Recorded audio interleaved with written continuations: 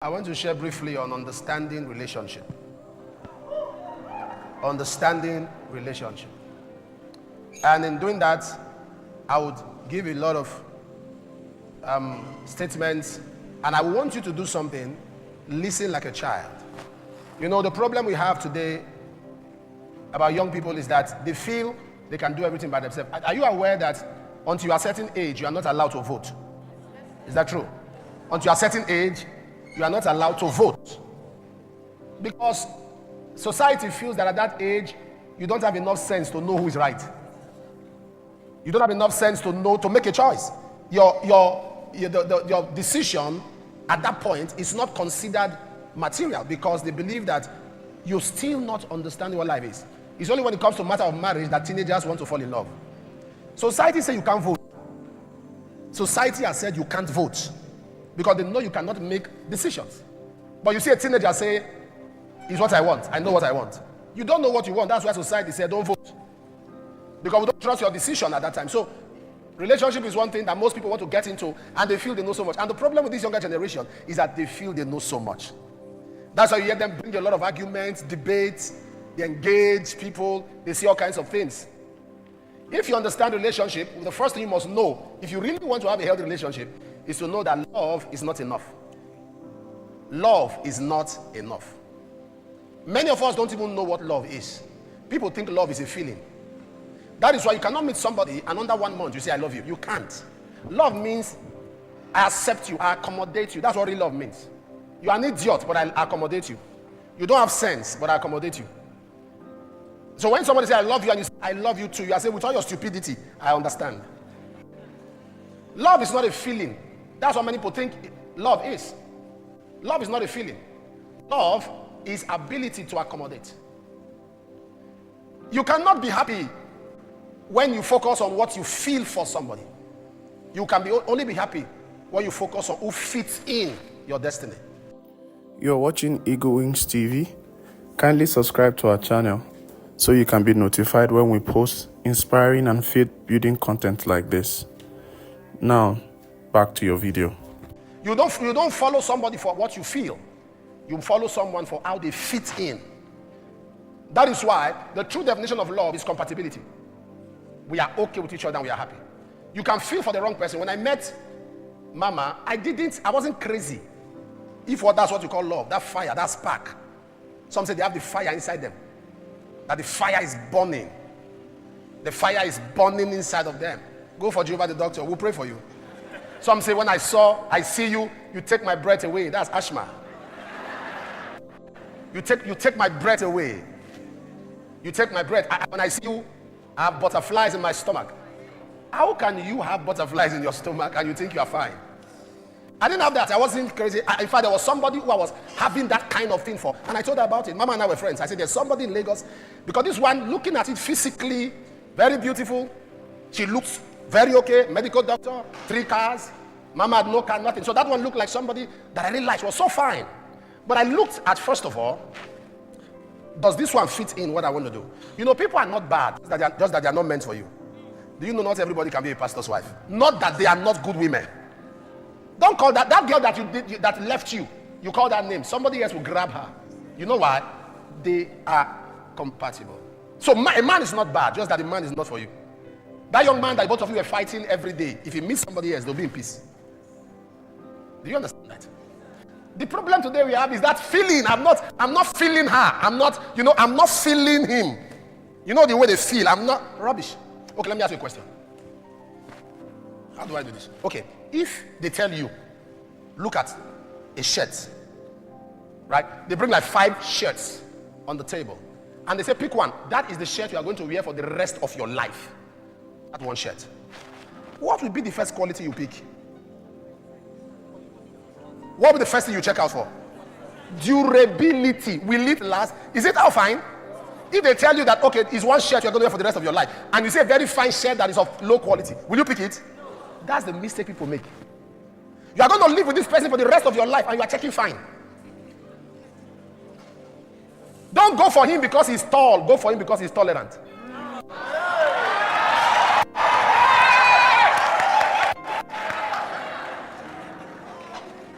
Don't go for her because she's fine. Go for her because she's faithful. You don't understand. Have you seen people divorce? Have you seen pretty women who are divorced? Beautiful women, they are divorced. Very beautiful. You are wondering, what was a man thinking leaving this kind of lady? You know what happens? When you are no more compatible, beauty fades. When people are not compatible, beauty fades.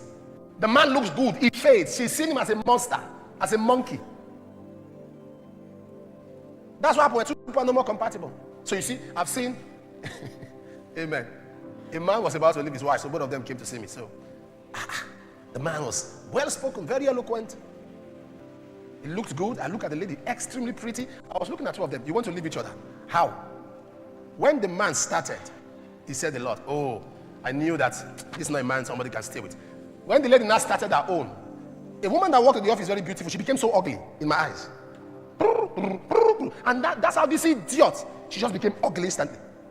So I now understand. So you understand that people are not, it's not as, how do I explain? What you see. How many of you women like high heels? High heels. There are some ladies that like high heels because it helps them step. So when you're leaving your house and you put on your high heel and you walk, you feel so good, all right?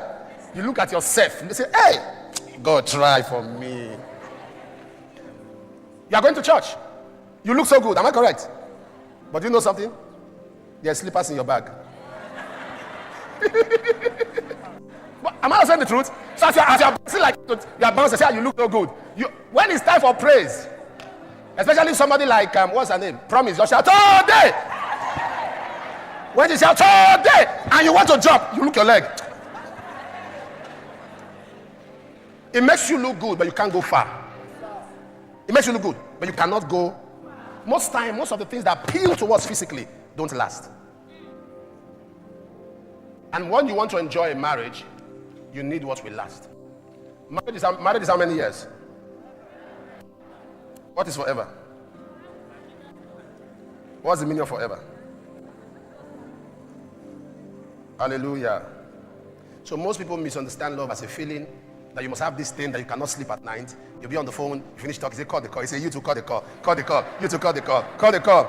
You two call the call. Call the call. No, you call the call. Call the call. Both of you are idiots. Call the call. No, you call the call. But is that not what happens? You will soon grow. When you grow up, when you're now faced with reality, you understand that marriage is not called the call. Call the call. You two call the call. You see the person off, you now go say, let me escort you back. You escort yourself up. Why are you laughing? Is it not what happens? You see yourself up. Have you discovered that those two kind of people end up not getting married? Yes, sir. When I was in school, everybody was in a relationship in school. Everybody was in a relationship. So everybody was having somebody. Everybody in fellowship, we knew who was dating brother, so who was dating sister, so I didn't have a relationship in school. The reason was this, and if you laugh, God will forgive you. I didn't have enough provision to share with anybody. I didn't have provision because I noticed this thing they call relationship in school. The brothers were they were dying because having a relationship. So what most sisters do then? They don't just hang on your neck. They're in your house. They wash your clothes. They eat your food. They cook. They even bring their friends. When I saw 2-3 brothers, and I understood the idea of relationship was about eat your provision. They open it. They control the apartment. So me, I said no. I said no. I can't do this one. I did not have one person in school, so I was very careful. My mom gave me provision. I eat my provision. I enjoy.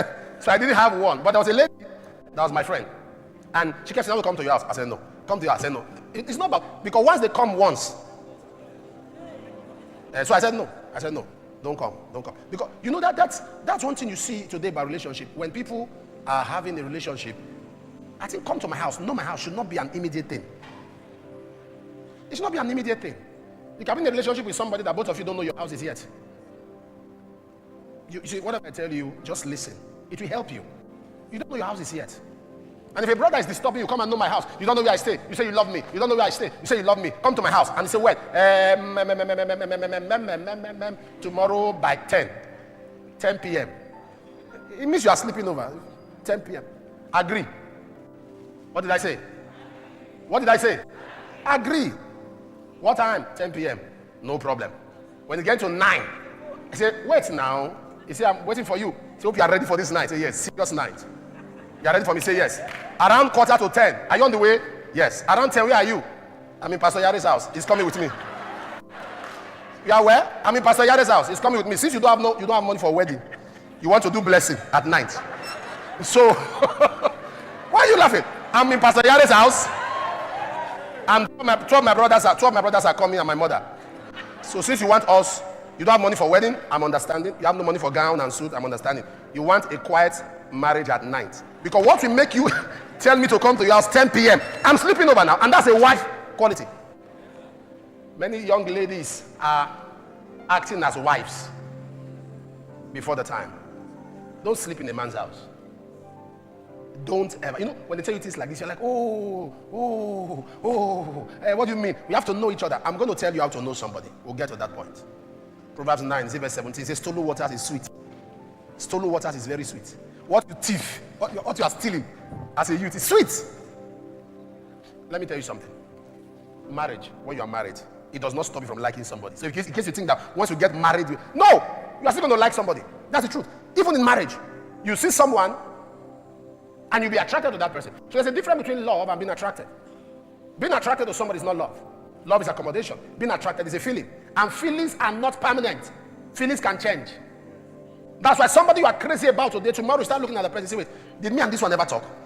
You know what happened? Feelings have changed. Feelings can change, but love cannot change. You now understand that feeling is not what? It's not love. It's not love.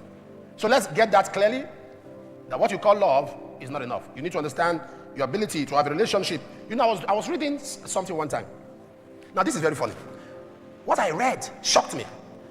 I found out from survey, because most times I do statistics, I read statistics, I read survey.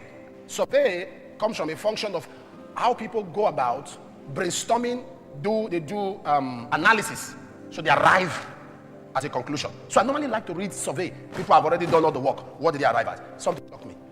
They did a survey and they discovered that only 4% of arranged marriage end up in divorce. But 60% of autonomous, I mean, what you choose by yourself, end up in divorce. I was confused. 4%, only 4% of marriages that parents arrange. They didn't know themselves, they didn't love themselves. But 60% of the ones that chose by themselves is because they do not understand what they did. It's like somebody come to you and say, God said, you are my partner. I had a revelation and I prayed, I saw that God said, you're my partner. That should not be a negotiation power. You don't put that on the table. Whatever God told you is personal to you. God's wisdom is better than God's leading. Because the proof, God can speak to you that this is your partner, and yet both of you end up in divorce. Are you aware? God can speak to you, this is your partner, and both of you end up in divorce. Because after God tells you this is your partner, God will only lead you. But God will not teach you how to be responsible. The responsibility is up to you. How you are responsible. God said this is your partner. How you not treat the person is not to God. God said this is your partner. How you not treat the person, the way you behave to the person is a function of knowledge. There are no bad people. When a marriage breaks, it's not because two people are bad. It's just that two people are not meant for each other. Or even if they are meant for each other, they are not in understanding of what is expected of each other. So they say, oh, that woman is bad. Oh, she has been divorced 3 times. So society begins to look down on her. Not because she's bad, but because she doesn't know much about marriage. Even if she does, she has not met people who are compatible to her. I don't know if you understand what I'm saying. She has not met people who are compatible to her. The people she meets, or the people he meets, are people who are all about themselves. You see, when I see people dancing on wedding, I'm looking at them, I'm confused. Do you know what you are entering? My father was a soldier. My mother was a police woman. So I know a lot about the barrack.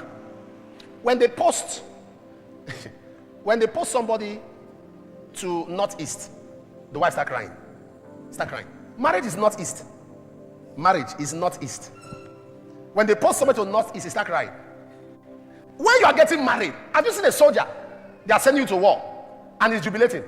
I'm going into Sambisa. I'm going into that. I'm going to Sambisa. I'm going into that. That's what marriage is. Marriage is problem.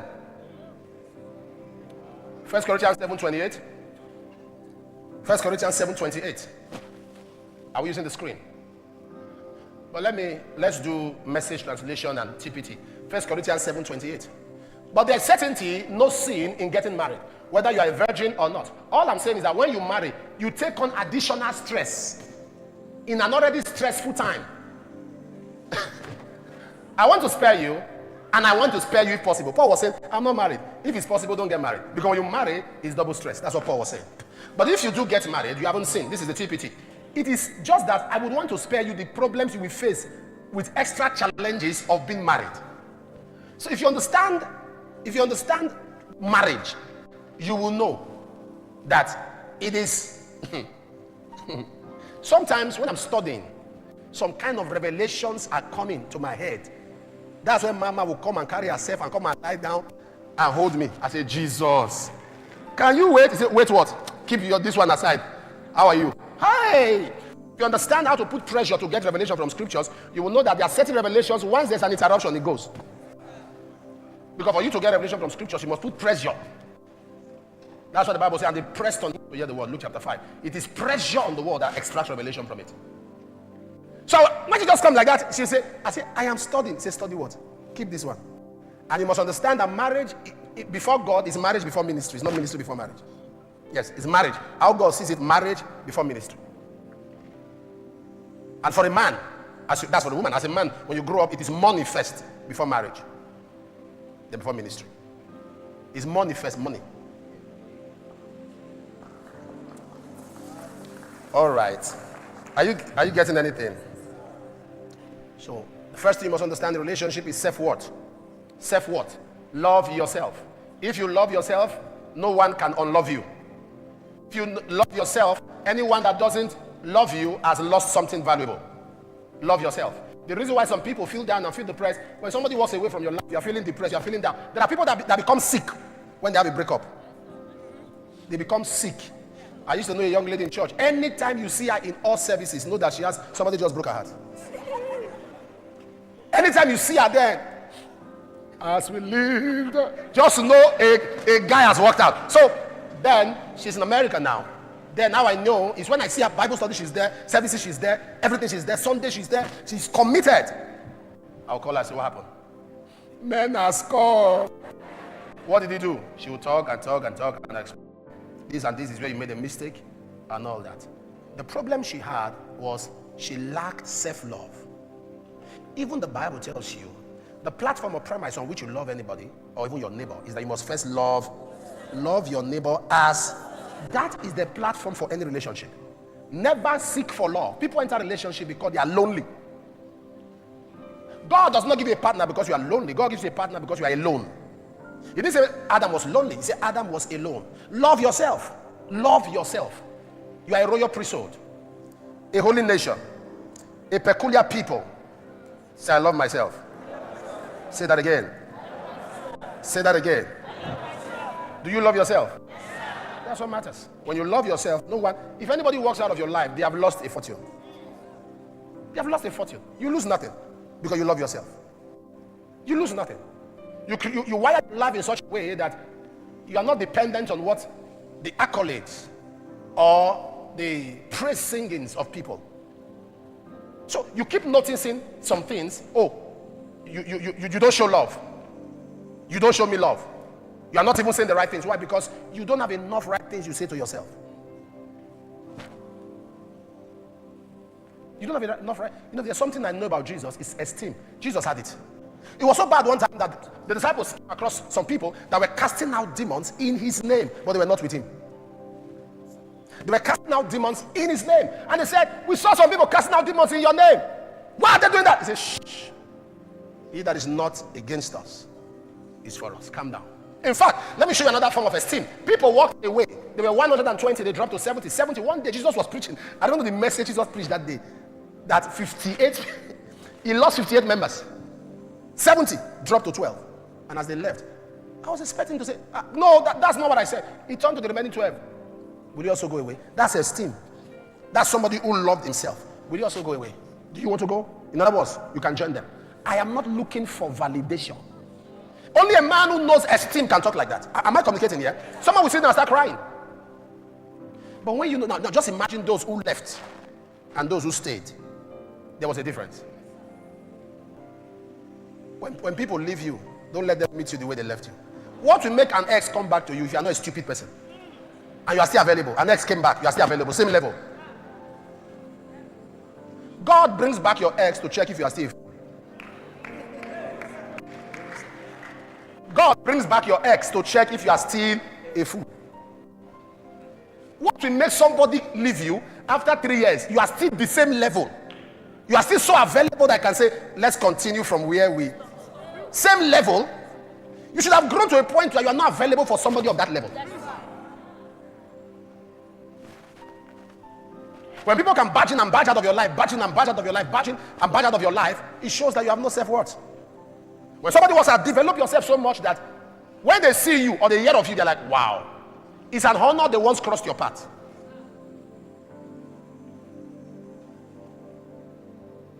Amen. Self-worth, love yourself. And self-worth begins with self-discovery. If you don't know yourself, you can't love yourself. If you don't know yourself, you can't love yourself. It's not about, do an analysis. Do an analysis. You discover that among the 10 richest men in the world, only 2 or 3 are married. First, second divorce. Elon Musk, you know that. Jeff Bezos, you know that. They are divorced. Now, for them to attain that level of wealth monetarily, they are not stupid. Are you aware? You can't be among the richest men in the world and be a fool. You are wise. How come they fail the marriage? Because marriage is not for takers, marriage is for givers. But how did they become rich? They have a mentality of taking. To become rich, you must have a mentality of how to convert and collect and collect. But they didn't understand that a part of them should be ready to give. Marriage is not for takers, it's for givers. As you're entering what is marriage? Father, it's time. Give me a man who I can lavish love and care for. It's not give me a man that can take me out of my father's house. God wants a husband, not a kidnapper. Lord, give me a woman that will cook for me, that will wash my clothes. Go to and get a laundry. Go and get a cook. That's what you are looking for. A person that you have enough vision, and now you want to share that vision. Someone that can help you carry the vision. So you need somebody, even if you are the man that God has blessed, you are working, you are busy, you are laboring, you are making money. Give me someone that can help me plan. I am very good. I can look at this thing. I can look at this thing now, for example. And I can look at it critically and bring out 7 ways we can make money from this. That's the kind of mind I have. Not church, oh. There's no money in church. I'm being honest with you. Church actually takes from you. In business, I can tell you 7 ways that this thing can bring money. I can tell you how you can give a factory on how they can get the label. That can bring money. How you can get the knob, that too can bring money. How you can get water, but the truth is this: after I get the money, I don't know how to keep it. Are you following what I'm talking about? I can't. I don't know how to keep money. I can make money, but I don't know how to keep money. So what do I now need? Somebody that know how. So those were the things when I had that friend. Those were the things I was looking at. A pastor cannot marry a jealous woman. There was one pastor, the wife, somebody hugged the husband. The wife didn't talk. She went to the door to wait.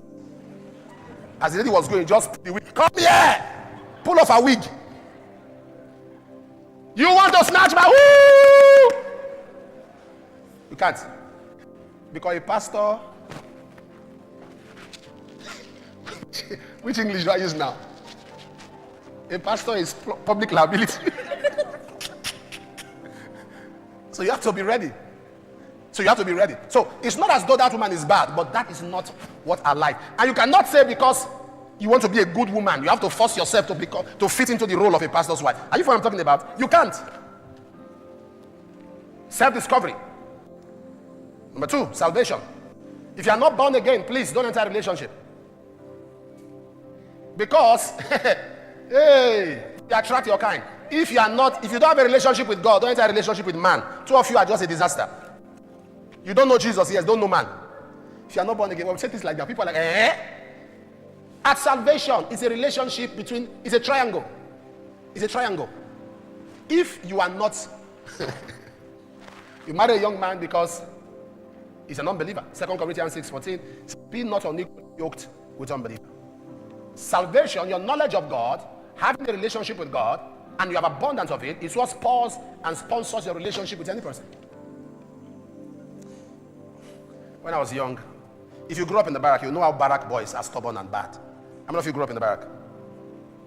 Okay. You know, if you grew up in the barrack, you know when you were younger, you were stubborn. Except you have parents that were really watching. So there was a boy that knows how to pretend before his parents. The first time I took a puff of cigarette, I was in primary 5. You know, in barrack, you used to have uncles. Uncles are the new intake into the police force that just joined. They'll tell you to go and buy cigarettes. And they're very bad. They can tell you, take it. You be man. You be man. Take up. No shake. Take up. So you take it, uncle, take. Eat your head. Yes, man. See, I don't teach you how to be man by smoking, primary 5. So I started smoking in primary 5. When I said this, my father was looking. He didn't know. When I was in GSS1 was the first time I took weed. Yes. I remember when I took weed, I was climbing wall.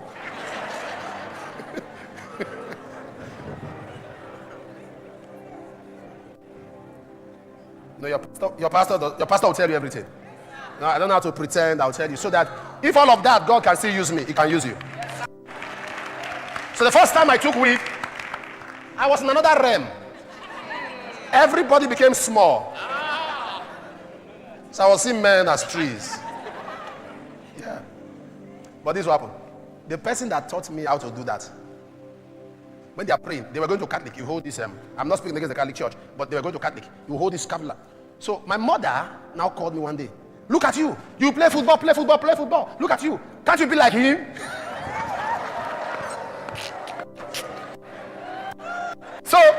So the day my mother called me, come. Shall you see him? They follow and look at ourselves. We just winked at ourselves. You know, I was laughing. I said, I better pass this boy. But you can see how he was so perfect that nobody knew he was doing that. So I was very close to him. We'll teach you how to. Child of God, you don't know the level of peace you have if you are following Jesus. Peace. It gives you peace. For 2 years until I got to, from 3. Before, on my own one day, I stopped. You don't know the level of peace you have when you are following Jesus. It gives you a lot of peace. Salvation is your first platform before the relationship. Before you get born again, you must first have a relationship with God. Because your relationship with God is what helps you properly to relate with people. It's what helps you. If you're not born again, you don't know Jesus, you don't have a relationship with Jesus, you look for love in the most weird places. But having the consciousness of the love of God is your first major guarantee. Thank you for watching till the end. Kindly subscribe to our channel for more faith-building content like this. You can also check our YouTube page for more and more videos. We know this has really been a blessing to you. Until we see you next time, God bless you. Bye-bye. Keep loving Jesus.